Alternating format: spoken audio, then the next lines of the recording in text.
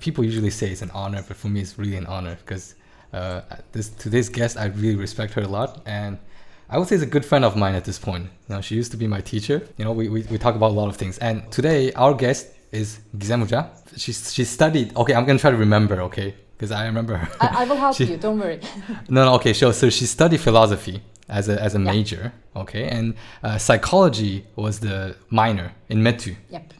All right, Yes. so I think this is really important, though, related to today's topic. So she studied philosophy, she studied psychology, and for master's, she studied graphic design from the same university as me, Bilkent. And for PhD, she studied cinema in Anadolu University. She's a former academician, and now she's a freelancer, designer, film curator from Sophie.tv, which is a platform that shows short films, right? Am I correct, Hocam? Yes, you're all correct. Thank you for the introduction. Okay, so today we're going to be talking about semiotics, right? And Okay. I think semiotics is a very interesting thing because actually not a lot of people are very familiar with the effect of it. And I talked to Ibrahim about it. Ibrahim, you had to look up to it. Yeah, I actually also took a course that we talked about semiotics at Bilkent. I remember when I was there. It's the study of signs, I remember. Like their meaning, connotations, denotations, and all that stuff. I don't quite remember everything, but... Well, it's good that you don't remember it because today we have a real teacher who's going to teach us welcome about to the show, semiotics. Gizem, yeah? It's really interesting. You studied philosophy and then went to graphic design and filmmaking. And I'm also really interested in philosophy, by the way. I believe it pushes your mind further and allows you to critically think about things. So The philosophy is actually the basement of everything that I done. So when I was just getting to the department of philosophy, I was kind of aware that nothing will happen at the end. I mean, I'm not gonna get any job or something like that because when you go to the philosophy degree, that means that you don't gonna get any job or something like that. But after that, I kind of understood that cinema and filmmaking is actually kind of making philosophy, just not in words, but with the visuals actually. So that's why I kind of turned my career to the design and filmmaking. yeah, 100%. A lot of there were in the past a lot of filmmakers were actually kind of philosophers, and they were using their philosophy knowledge in order to tell stories. And so that's one way to think about it as well.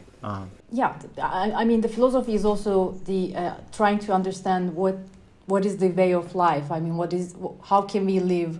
What is the underlying reality? So I think that the films also searching kind of a similar idea. So these questions are kind of much more colorful in filmmaking, but they are kind of a really parallel universes, I guess. Now, Hocam, I want to ask you about since today I think there's a lot of talk about philosophy and all that stuff, but since we're focusing on semiotics, I want to first ask to all of the people who don't know what semiotics is. Can you try to explain what semiotics is, and as if I'm 5-year-old, okay? And also, why does it matter? Why should people care about semiotics, especially us creative people? Yeah, this is kind of a very wide question actually, and I really don't like answering those kind of general questions, but let me try my best. Yes, Hocam, it is what it is. Yeah, semiotics is actually a science of trying to understand the underlying meanings. So it's dealing with the meanings somehow and trying to understand, I mean, there is a world that we kind of see and experience every day. But underneath that all, there's kind of a different layer that we can just go deeper and try to understand what's going on there. So semiotics is kind of like that, but it's not generally in a life related issues, but the semiotics is actually dealing with the art, let me say, art and literature. So our main subject is starting with the language and then goes with the visual arts and other, let me say, disciplines. And why do you think it matters though, Hocam? Do you think semiotics has gotten more important nowadays? Do people need semiotics even more than before, or has it become less relevant compared to before? Do you think there's any change in it? I think that there was a kind of like a top point for semiotics, and it was starting with the digital culture in the 2000s, in the beginning of that. So people started to get much more information from the internet. So they were just searching and trying to understand, and they're just encountering with lots of visuals and films, whatever it is, and these are the areas are actually like the top. But right now, what I think is that the visuals and the films and let me say like the visual culture, it's kind of like really, really producing so many things, and you have to, you encounter with so many things visually in a daily life. So that's why there's no time for all of us to stop in a point and start thinking about what is the underlying meaning that we just watched or saw or something like that. But today we're kind of like experiencing and we're kind of like practicing semiotics in each and every area, I think. So this time, let me say, is kind of like a time that we are dealing with the semiotics, but not as we did in the beginning of the 2000 with the internet and the information age. Do you think that like the way that visual arts has been structured and reformed nowadays is that things have become less direct and more indirect? So have we like gone in a direction of where things are much more subliminal than they used to be direct? And do you think that's going to continue in the future, or what has it been like in regards to like like noting towards something or a certain sign or a certain symbol, you know? The thing is that if we are talking about the contemporary art and the let me say like the starting with the Dada movement, those times were really dealing with the semiotics, because more than the object itself, the meaning was kind of like much more important. So I can show you this glass right now to you, but actually in the underlying layer there's kind of like much more meaning in the contemporary art and the modern art and so on and so forth. But with the digital technology, we came into an era that we don't mind to create meanings anymore. I mean, we're creating meanings, of course, but our main focus is not that, actually. We're kind of like dealing with the science and, let me say, more innovative things that can just shape our future. So that's why we're not kind of like taking into account what are we saying inside, what are we trying to give as a message. So the messages today is kind of like really, really, let me say, can be grasped by everyone. For example, I think that you all watch the film Don't Look Up, right? And when you just saw that film, you kind of like understand the underlying meaning, and everything is kind of like really easy to comprehend for you as an audience, right? But it is saying something really important with the science. What should we go for the future? So I think that this is the difference that we have before and right now. Hocam, do you think that we need experts in semiotics? If I were to just be a graphic designer and I learned something about semiotics and I just applied it in my artworks, versus someone who is like an expert in semiotics, do you think we need someone who comes out from the creative space and just focus on semiotics and help people apply it in their works, or should all creative people just know a little bit about semiotics? First of all, I think that none of us are obliged to do something. I mean, we don't need to learn something or something like that. This is a part. But the thing is that semiotics is kind of like a really living thing, because you can't say that right now I'm an expert in semiotics, because semiotics is actually dealing with the culture. So as a culture, a living thing, it just changed the language, it just changed the way of living and so on and so forth with the communities.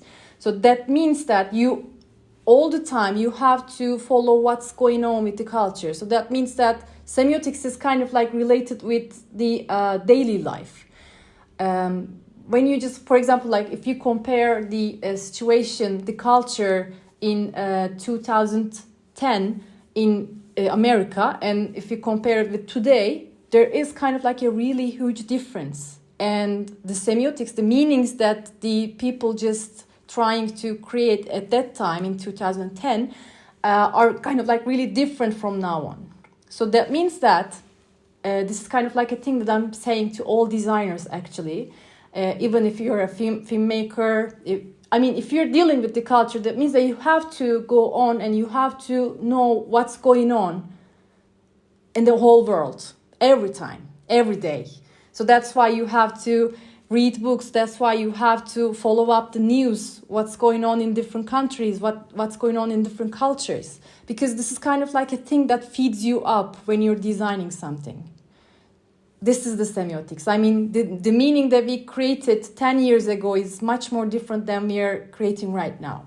So we have to follow up the daily culture all the time. It's all about relevancy, right? So if you have to be relevant in a sense, you have to, like you said, like follow up with what's going on and kind of understand those subliminal meanings to like each and everything that is that we witness in our daily lives. Right. And the thing is actually like the culture is changing from country to country as well. I mean, let us say not country, but the communities. Because even if you are, for example, if there are so many audiences who watch films, they can just understand this one. You don't watch a French film as you watch an American film, right? There's kind of like a difference there because you're reading differently these two films.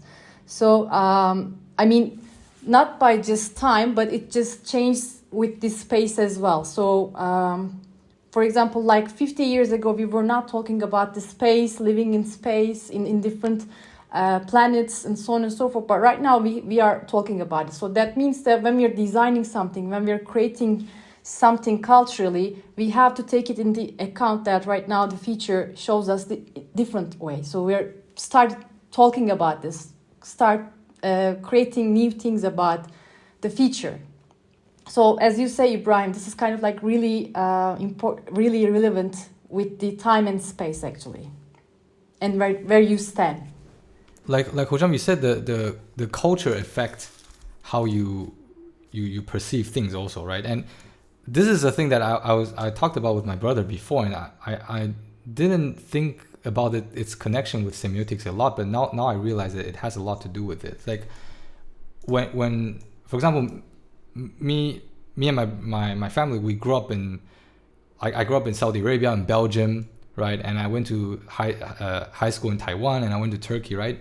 And when we were trying to communicate with people, or when we try to interact with people, we subconsciously change the way we behave, just because we're so used to being in different culture and different environment. But most of the people who haven't been abroad, they cannot get their head around the cultural difference, right? And I realized that I even affect the way I approach to art when I know the audience are different type of people. Subconsciously, I didn't even know I was doing that. Like when I was trying to film in Turkey, we kind of took consider how Turkish people would accept our artwork. We would see how the Turkish people interpret our artworks. And then for example, when I came back to Taiwan and I started to shoot commercial works, I would like automatically apply the cultural differences into my works without me even knowing it. But when people who knew me, for example, Agon, when he saw my works, he can tell that there's like a huge difference between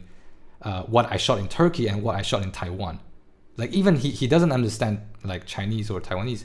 He can see that there's a difference in visual language, and the difference in colors, and the difference in the pace of story, and all the kind of stuff. And I think all of these things are affected by semiotics. Like, yeah, exactly.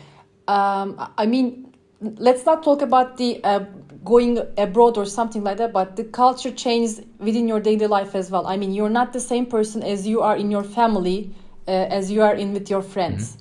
You're much, I mean, in that culture, you kind of like feel yourself much more secure or something like that. But when you're with your family, you know that what kind of things that you can talk, what kind of conversations that you have. This is kind of like determines I mean, the environment determines how you're going to act in a culture. So that's right. I mean, if you go to another country or if you go to another culture, that means that you have to feed yourself accordingly and you start creating things relevant to that culture.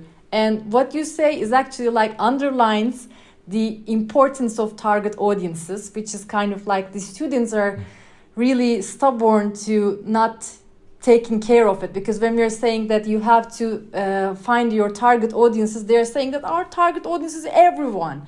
We're just targeting everyone. Everyone should watch us. Everyone should like what we are creating as a design or film or whatever it is.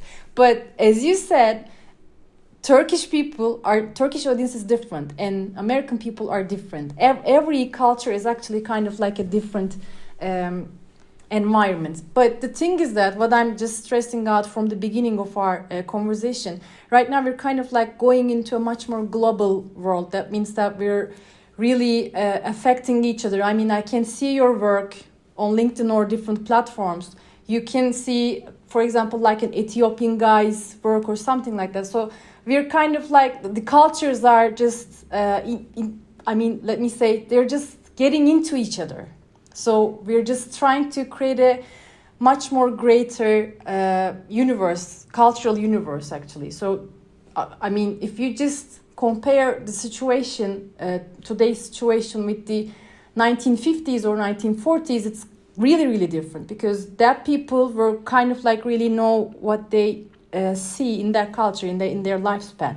And what you say is that reminds me the words of Wittgenstein, which we, as you remember, talked about in semiotics class. Yes, Wittgenstein says that if you widen your language, I mean, if you learn another language, that means that your world just doubles, triples, and so on and so forth. So, I mean, if you started to experience new cultures, that just creates much more greater universe for yourself. Yeah, I think also like in a sense globalization is kind of shrinking distances.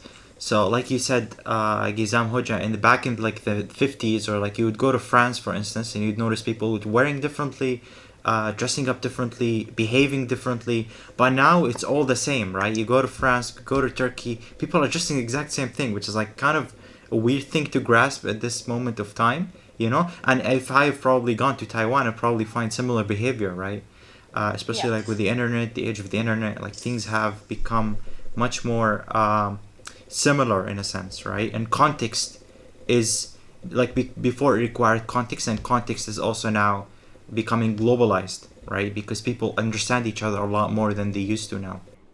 But the thing is that the good thing is actually like we're turning into a global universe, cultural universe. That's okay. But we're still carrying what we have in a traditional way. I mean, you can see some kind of like little differences that a Taiwanese guy has or a Turkish girl has. So this is kind of like making our cultural universe, our semiotic universe, much more widened. Actually, it just feeds it. I do feel like the internet had. Like the impact of the internet is insanely huge. Like we cannot even imagine it. For example, if we look at someone, let's say Justin Bieber, right, is an American, right, and he has cultural influence around the whole world. And anyone who is, let's say, a fan of him, they will have an impact in their perception in from the West.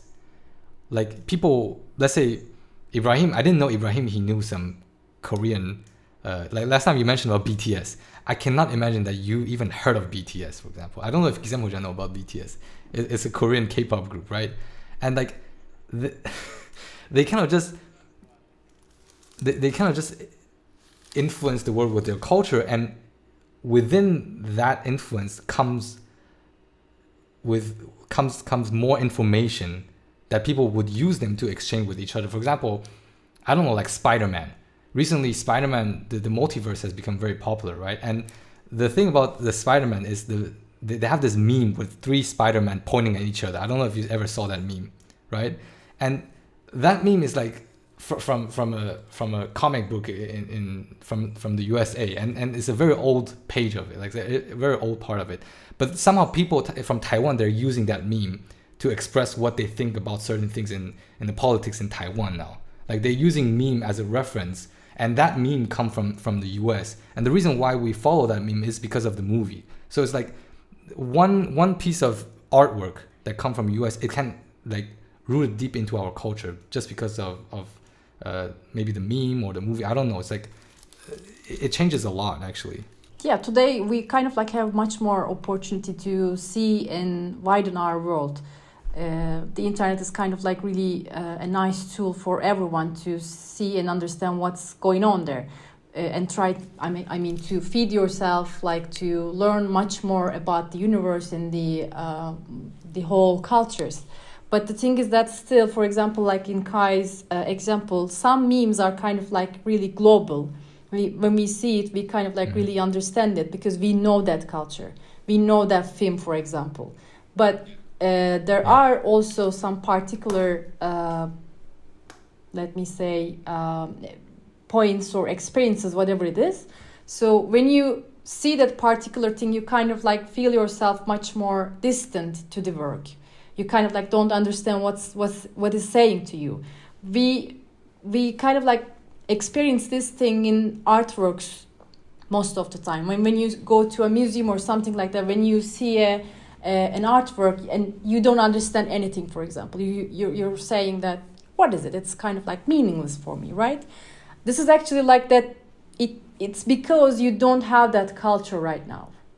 But as we said, lifetime just gives us much more opportunity to experience and see most of the cultures. So if you decide to go and widen your world, that means that for example, you don't understand that artwork when you were 20, but when you come to a 50, you kind of like start understanding it because you know that culture from that point of view. So, in the artworks, we're kind of like encountering this point of view much more. But that means that, if you don't understand an artwork, if you don't understand the book, if you don't understand the film and say that this is kind of like a really bad movie for me, just don't leave it like that. Try to turn back to it after 10 years or 20 years, whatever it is, to see if something has changed in your own world. Yeah, and imagine the effect that's gonna happen on like the next generation, even, like these kids growing up with TikToks and all of that stuff, it's gonna be crazy.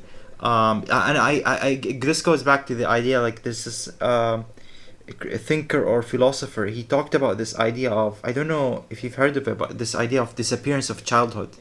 And he talks about this idea that the way people learn now is like learning through visuals and through imagery, right, is much more powerful than learning through perhaps learning through like textual context is also powerful, but the pace or the speed at which you can learn from an image is a lot more quicker than a text, right? And an image can, like, anyone can learn from an image, like seeing a tiger, for instance. Like a child can see a tiger and an adult can see a tiger, right? But for a child to understand something that is textual, he has to kind of learn how to write, how to read, right? He has to learn the language.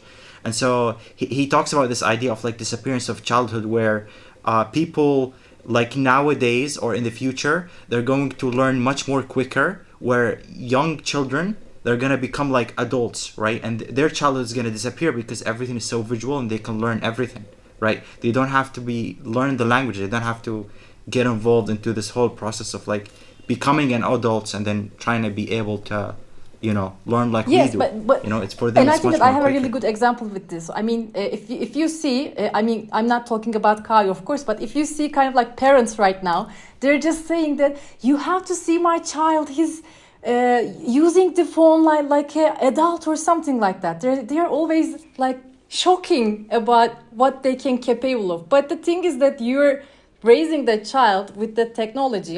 He has to grab it. He has to understand the technology. He has to find a way how to use it. So it's totally okay. It's totally normal. It's totally childish perhaps right now, if a child, for example, like a 2 years old or 3 years old, doesn't know how to text, doesn't know how to write on the phone, but can open a microphone of the phone and just dictates what he's searching and finds the video that he's actually searching for on YouTube. That's totally okay. Because right now, I mean, they are not having the same process of learning that we had before, because ours was kind of like a really long process. We have to learn the language, we have to learn the mathematics, we have to study, we have to go to high school and the university and get a career or something like that. But right now, everything is changed. So that You can look at it. yeah. So that's why the whole meaning, whole culture is changing. And this is kind of like underlying my saying in the beginning that semiotics is really related with the culture, and it's kind of like a living thing. Right now, we don't know what the future will bring us from the semiotics view. I mean, we don't know how we're going to just go deep into the meanings. Well, I guess like the technology kind of just completely derailed the learning process from what we knew before. It just changed it, like it just destroyed it, and people can just start learning anything from anywhere. And the way Ibrahim explained it, it sounds very positive. Like I think it sounds so like very, very, very, we have a bright future because everyone learned very fast. But from what I see, from my pessimistic perspective, I feel like the downside of it is that you cannot control what people see. You cannot control how they see things. You can't say like, okay, we see this image, and then the kid, they learn it from their own perspective. But it doesn't mean that they're seeing things at the right way all the time, you know, because there's a lot of interpretation. As we said, like it's very subjective for semiotics. Although there is like a general idea of what people would get from the image, but people can get things very wrong also. That's why people go, you know, some people, they turn bad from the same story. I read the story, you understood it this way, I understood the other way. And then I would behave differently from what I see. So I feel like it is important to know how the kids observe the information, and like we have to keep, like, since I'm a parent right now, I really care about how my kid is gonna like absorb information. The information is just coming way too fast than before. That's why we're learning so fast, and we don't know the capability of kids. You know, probably they can learn way faster than what it is now, but just because it's fast doesn't mean it's good. It can go very wrong also. So I don't know, maybe we should limit it. Do you think it's a good thing to intake this much information at a young age? I think that right now we're kind of like seeing that much information, but we're not storing it in here. Everything is just coming and passing by. So I think that we're kind of like having a really big problem right now, which is to forget everything that we know. So this can be a curse in some ways, but what I think is that, I mean, you're saying that it can go wrong, but from which point of view? Because if you're just comparing your child's generation and way of learning with ours, yes, it's kind of like really different, and you can say that maybe it's wrong or something like that. But we have to judge every people with their own culture, with their own age group or something like that, I guess. Because right now, even for us, it's getting harder and harder each day to understand the technology, get the information right, and so on and so forth, right? I think that we're kind of like getting old every day. I get your point, Hojam, like, because every generation has their own perspective on things, right? Even new ideologies might come up at our kids' generation. But I don't know if you watched Quentin Tarantino's movie before. Like, we all know that it's extremely violent, right? And there is this criticism that goes to Quentin Tarantino, saying that, oh, like, don't you think that people will get more violent when they see your movie? Because his films are extremely violent, right? And I don't know where to stand at this thing, okay? Because there's from both sides, and I don't know which one is right, which one is wrong. But his movies are extremely violent, and people would say that kids were gonna watch it and that they're gonna learn from this movie. But what Tarantino said, it makes sense also. He said, like, there are violence in every story, and it just depends what do you want to take from it. Like you can read like a, I don't know, maybe even a children novel, like children's story. There's violence inside. It just depends whether or not you want to see it. So his take was that people just take what they want from a piece of story or a visual. You cannot really control them, and there's not really right or wrong from that. Yeah, I think that I mean, of course, I mean everyone just watching the films or reading the books according to their point of views. But the thing is that there is there is a culture, a community there to guide you how to think, how to act, and so on and so forth. So, for example, you can watch a Quentin Tarantino film, and I mean, you don't isolate yourself and start thinking that I'm gonna kill people or something like that. But you go for internet and search for the communities what other peoples are saying that. And if they're not emphasizing the violence there, you kind of like started to learn about it. So the thing is that in culture, human beings are capability of learning is a great way of let me say developing the cultures as well, because you can change your point of view. You can start thinking that you haven't think before or something like that. So and I mean we're not like only individuals who are just taking what the film says and just go on and so on and so forth. So, but we're kind of like discussing it. We're kind of like getting together. We're sharing our ideas and thoughts, and they are affecting all of us as well. And that brings us that most of the time, like in the film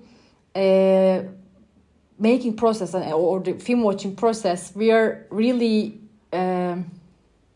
getting the effect from the other audiences, from the culture that we are in actually. So it just depends on with which group you're talking the film or sharing your ideas.